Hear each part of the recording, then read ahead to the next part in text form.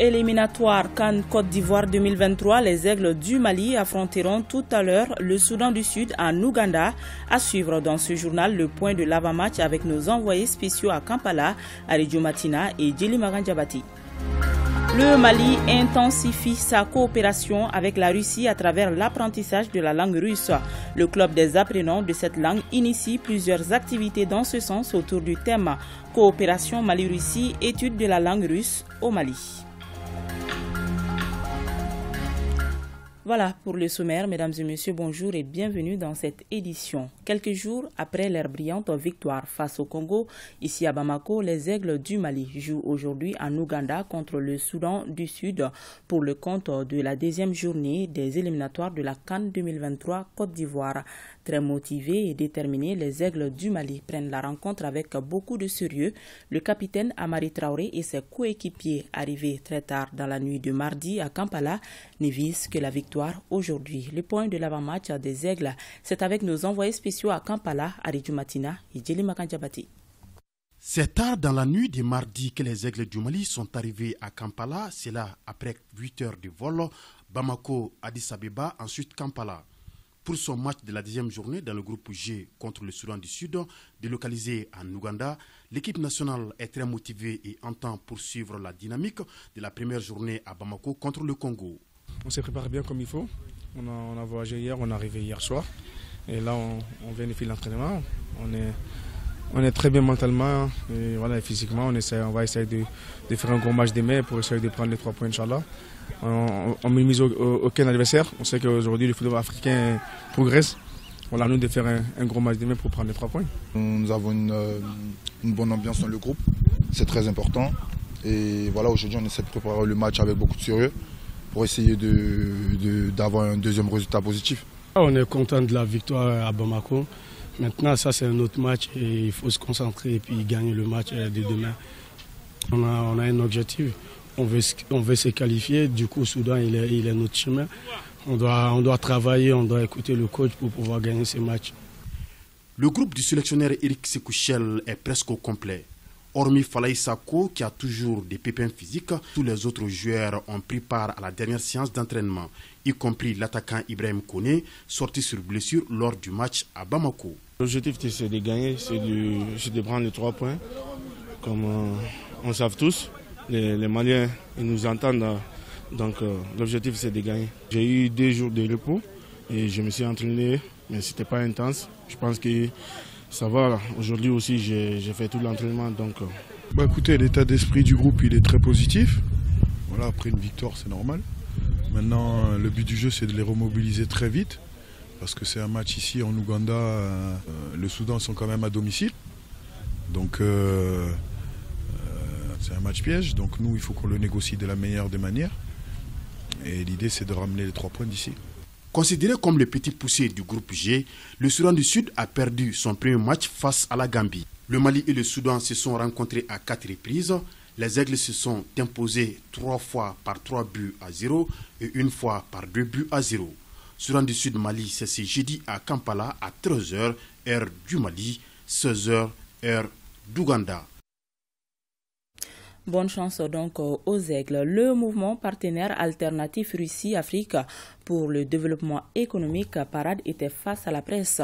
Objectif, informer l'opinion nationale et internationale sur les objectifs du mouvement. Pour plus de précision, écoutons le président du mouvement, Bakary Diarra. Il est au micro de Alpha Meiga. Parade Mali est là ici au Mali dans l'intention d'œuvrer pour la promotion de la coopération entre le Mali et la Russie. Parade Afrique, c'est la Russie et l'Afrique. Parade a été créée le 11 septembre 2021 par des grands intellectuels africains de renommée qui ont compris que entre l'Afrique et l'Occident, il n'y a jamais eu de coopération. Donc la coopération suppose un partenariat gagnant-gagnant. Avec le schéma qui se dessine aujourd'hui dans le monde, c'est ce qui nous amène à comprendre que l'unique issue possible pour le continent africain, si nous n'allons pas rester comme ça, dans la misère, dans la guerre, dans la famine, l'unique issue possible pour nous les Africains, c'est la Russie. À partir de maintenant, rien ne sera comme avant. Nous avons décidé de prendre notre responsabilité. Parade invite à orienter diplomatiquement vers un partenariat fiable, efficace avec la Russie pour une Afrique souveraine, résolue et portée vers le progrès. Et justement, le club des apprenants de la langue russe au Mali, en collaboration avec la section russe de l'école normale supérieure, tient à promouvoir la langue et intensifier la coopération entre le Mali et la Russie. Il initie plusieurs activités, dont une conférence débat sur le thème Coopération Mali-Russie, étude de la langue russe au Mali. Compte rendu, Fadema Keita. La Russie est un pays aux côtés du Mali depuis belle lurette. C'est pour faciliter les échanges que la langue russe est enseignée à l'ENSUP, École normale supérieure, et dans quelques facultés du pays.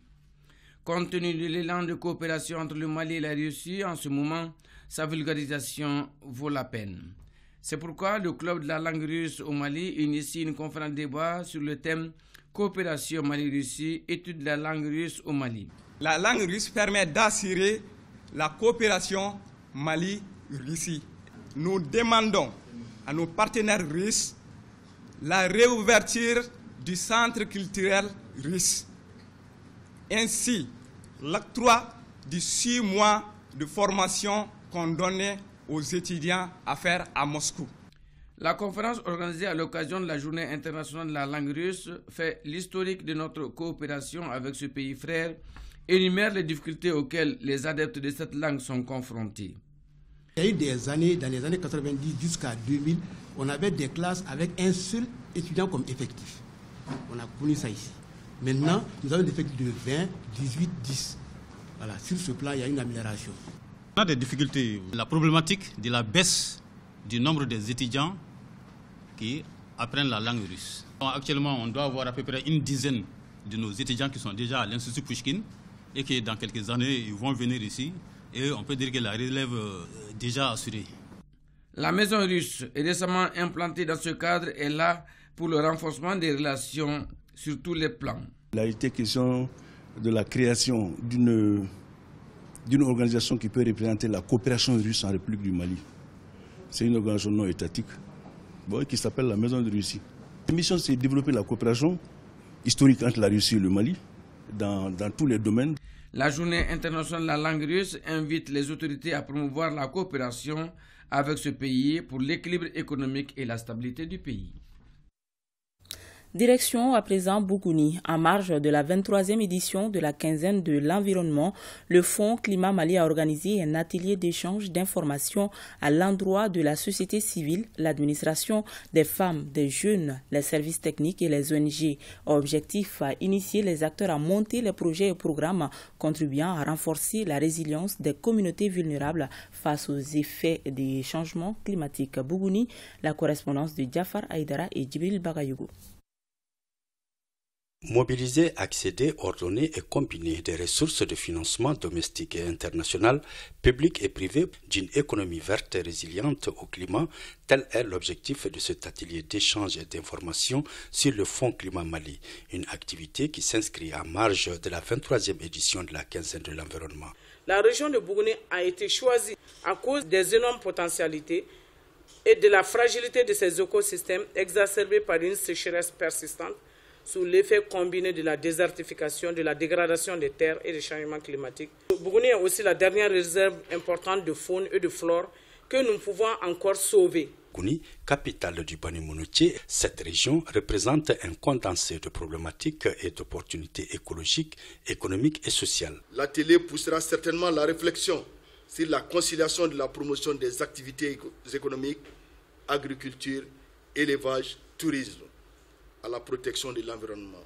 J'espère donc qu'à l'issue de cette rencontre, vous serez suffisamment outillés pour monter de très bons projets à soumettre au Fonds Climat Mali. À noter que depuis son opérationnalisation, le Fonds Climat Mali a lancé 4 appels à propositions qui ont permis de financer 27 projets couvrant 224 communes dans 8 régions du Mali pour un montant total d'environ 21 milliards de francs CFA. En 6e région, l'association paysanne Aya vient de remettre une quantité importante de riz paddy aux forces de défense et de sécurité de la 5e région militaire de Tombouctou. La remise s'inscrit dans le cadre du soutien aux forces de défense et de sécurité, en particulier et aux autorités de la transition en général. Amou Soumaïla. À travers ces dons, les membres de l'association paysanne Aya de Tombouctou entendent apporter ainsi leur aide aux forces de défense et de sécurité de la zone de défense numéro 5 de la région de Tombouctou. Ce geste est certes modeste mais plein de signification selon nos donateurs. L'association paysanne Aya du quartier Sarekena a décidé de faire un geste symbolique pour donner à l'armée malienne 16 sacs de riz paddy en guise de renforcer, de soutenir l'armée malienne et la transition dans leurs tâches. Merci à cette population malienne qui ne cesse de soutenir les FAMA. Donc c'est pour dire que toujours les FAMA sont avec cette population et tout ce que nous faisons comme acte, c'est pour cette population. Donc ça, déjà c'est un terme de cohésion. Ça montre déjà que maintenant les FAMA sont avec la population. Et là c'est un geste très fort et très significatif que les hautes autorités vont apprécier à juste valeur. Au total, 16 sacs de riz paddy ont été remis aux autorités militaires de la zone de défense numéro 5. Les autorités régionales ont saisi cette heureuse occasion pour saluer et remercier les donateurs. Ces paysans, ces braves paysans de Sarekena n'ont pas hésité à enlever ces 16 sacs pour faire don aux FAMA. Et nous osons espérer que ce ne soit que le début d'un vaste mouvement à l'endroit des FAMA. Les représentants du gouverneur invitent par ailleurs les autres composantes de la société civile à suivre cet exemple de l'association Aya. Toujours en 6e région, l'école de maintien de la paix à Lyon-Blondimbeya vient de tenir une session de formation au profit des organisations et associations féminines de quelques communes de la région de Tombouctou. Cet exercice de 2 semaines permettra à ces femmes d'être outillées en gestion de projets de développement local et en mobilisation de ressources. Cette initiative est financée par l'ambassade de Norvège au Mali. Nadim Babasisi. Ce sont des groupements et associations des femmes issues des 5 communes de la région de Tombouctou qui se retrouvent sur initiative de l'école de maintien de la paix à Lyon-Blondimbeya à travers le projet de renforcement des capacités des femmes vectrices de changement RECA-FEVEC. Cet atelier de 2 semaines se veut d'inculquer à ces femmes des notions en matière de gestion de projets de développement local et des techniques de mobilisation de ressources. Ceci démontre l'envergure de cette initiative dont l'objectif est d'assurer la participation et le leadership efficient des femmes élues des collectivités territoriales, celles des mouvements signataires de l'accord et des mouvements de l'inclusivité, de la société civile, des forces de défense et de sécurité, pendant et après la transition, en vue d'une contribution significative au processus de paix. Je me réjouis que le FEVEC nous apporte des outils à la pointe pour nous permettre de mieux comprendre les difficultés et d'y trouver des solutions. Au cours de cette formation, les participants s'exerceront à l'identification des opportunités de financement, l'élaboration du budget de projet, la typologie et cycle de vie des projets et enfin leur suivi et évaluation. Dans la région de Tombouctou, le projet couvre 5 communes, à savoir la commune urbaine de Tombouctou, la commune de Sobundu, la commune Alafia, la commune de Direy et la commune de Gundam. C'est alors le lieu pour moi de vous exhorter à beaucoup plus d'assiduité, de participation responsable et de contribution de qualité au cours des travaux des différentes sessions afin que vous soyez mieux outillés et prédisposés à affronter toutes sortes de situations. À l'issue de cette formation, la centaine de participants va s'employer à l'application des connaissances acquises pour relever les défis liés au développement socio-économique et culturel de leurs communautés respectives. L'Union locale des travailleurs de Bankas, en collaboration avec le Conseil du Cercle à travers l'AVSF, le projet 3 Frontières, a organisé dans la localité une journée de sensibilisation et d'information sur la résolution non-violence des conflits et la cohésion sociale. Une activité qui s'inscrit dans le cadre des festivités du 1er mai, fête des travailleurs. C'est un commentaire de Mohamed Sangari. En organisant cette journée d'information et de sensibilisation, l'Union locale des travailleurs de Bankas a voulu édifier les populations sur les effets néfastes des conflits. Cette rencontre a été saisie par les responsables des différentes centrales syndicales de prôner le retour de la paix et la cohésion sociale dans les localités de Bankasse et environ. Nous, Union locale des travailleurs du secteur de Bankasse, avons choisi comme thème journée de sensibilisation et d'information sur la résolution non violente des conflits, la cohésion sociale et la paix dans le secteur de Bankasse.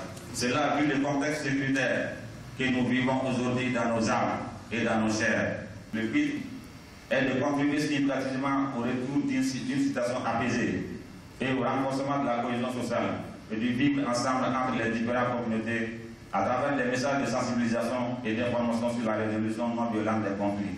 Après des débats sur les thématiques sur l'effritement du tissu social, le vivre ensemble, les organisateurs ont exhorté l'assistance à préserver l'essentiel, à savoir la cohabitation millénaire qui existe entre les communautés, gage d'une paix durable. Cette rencontre a regroupé les autorités administratives et politiques, la jeunesse, les leaders communautaires et religieux, les partenaires financiers ainsi que les responsables du projet 3 frontières. Voilà, à suivre juste après ce journal, le match Mali-Soudan du Sud. Pour vous dire que c'est la fin de cette édition que j'ai eu le plaisir de vous présenter. Merci à toute l'équipe de réalisation et à vous de l'avoir suivi. Bonne chance aux Aigles.